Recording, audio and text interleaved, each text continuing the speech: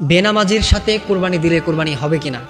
অনেকেই আমাদেরকে এই প্রশ্নটা করতেছেন যে হুজুর, বেনামাজির সাথে কোরবানি দিলে কোরবানি হবে কিনা। দেখা যায় আমাদের সমাজে অনেক মানুষ আছে এমন যারা নামাজ পড়ে না, যারা ঠিকমতো রোজা রাখে না, ইসলামের যে হকগুলো আছে বা ফরজ যে বিধানগুলো আছে এগুলো তারা পালন করে না, কিন্তু তারা ঠিকই কোরবানি দেয়। এমন অনেকেই আছে যারা প্রশ্ন করতেছে হুজুর, এখন যারা বেনামাজি, যেহেতু আমরা অনেকেই আছে শরীকে কোরবানি দেয়, দেখা যায় রাসূল সাল্লাল্লাহু আলাইহি ওয়াসাল্লাম তো বলেছেন যে 7 ভাগে কোরবানি দেওয়া যাবে। তো অনেকেই আছে 7 ভাগে কোরবানি দেয়, তো এর মধ্যে হয়তো একজন দুজন নামাজ পড়ে না, আবার অনেকেই আছে একাই দেয়, সবার তো আর একা দেওয়ার সামর্থ্য হয় না, এই জন্য অনেকেই 7 ভাগে দেয়। তো সেই জায়গায় একজন দেখা যায় যে নামাজ পড়ে না বা দুজন নামাজ পড়ে না, তো এটা চিন্তা করে যে হুজুর নামাজ না পড়লে আসলে কোরবানিটা হবে কিনা। যদি দেখা যায় যে কোনো ব্যক্তি নামাজ পড়ার চেষ্টা করে বাট সে কর্মব্যস্ততার কারণে নামাজ পড়তে পারে না, কেননা নামাজ হচ্ছে একটা ভিন্ন ইবাদত, নামাজ হচ্ছে একটা ফরজ, এটা হচ্ছে মুসলমানের জন্য, প্রত্যেকটা মুসলিমের জন্য নামাজ হচ্ছে ফরজ বিধান, এটা অবশ্যই মাস্ট বি পড়তে হবে, এখানে কোনো অজুহাত চলবে না। কিন্তু এর মধ্যে অনেকেই আছে চেষ্টা করে, কিন্তু এরপরেও এটা দেখা যায় সে ব্যর্থ হয় বা পড়তে পারে না, 2 অক্ত 3 অক্ত করে চেষ্টা করতেছে, মাঝে মধ্যে নামাজ মিস্টেক হয়ে যায়।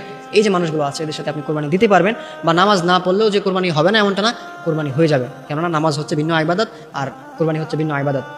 এই জন্যে নামাজটা না পড়লেও কোরবানি হয়ে যাবে, তবে অবশ্যই চেষ্টা করবেন যারা নামাজ পড়ে তাদের সাথে কোরবানি দেওয়ার, কেননা আল্লাহ তাআলা বিষয়ে কোরআনে জানিয়ে দিয়েছেন, লা ইয়ানালাল্লাহু লুহুমুহা ওয়ালা দিমাউহা ওয়ালাকিন ইয়ানালুহুত তাকওয়া মিনকুম।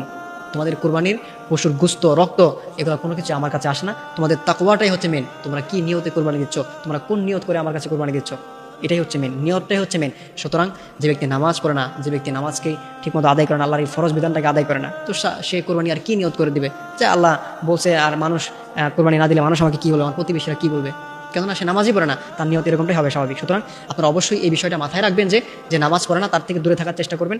আপনাকে বাগে যেতে হবে বা একটু গরুটা বড় কিনতে হবে এমনটা না। আপনার যদি শরীরকে নাও পারেন, আপনি একা একা ছাগল নিয়ে আপনি 10,000 টাকা 12,000 টাকার মধ্যে একটা ছাগল নিয়ে আপনি একা দিবেন, কেননা আপনি একটা ত্যাগ করতেছেন, আপনি একটা কোরবানি দিচ্ছেন। যদি এটা কবুলই না হয় তাহলে এটার তো দিয়ে কোনো লাভই নাই, আপনার 0% ফায়দা নাই। সুতরাং অবশ্যই ট্রাই করবেন যে নামাজ পড়ে যার ইনকামটা হালাল, যে হারাম খায় না, এরকম একটা ব্যক্তি থেকে কোরবানি দেওয়ার। এরপরেও যদি হয়ে যায় যে হ্যাঁ নামাজ পড়ার চেষ্টা করে বাট সে একটু মিস্টেক হয়ে যায়, সেক্ষেত্রে কোরবানি হয়ে যাবে, বাট এরপরে আপনার এটা থেকে দূরে সরে আসবেন। যারা নামাজ পড়েন এদের থেকে দূরে থাকবেন, তাকে নামাজের আদেশ করবেন।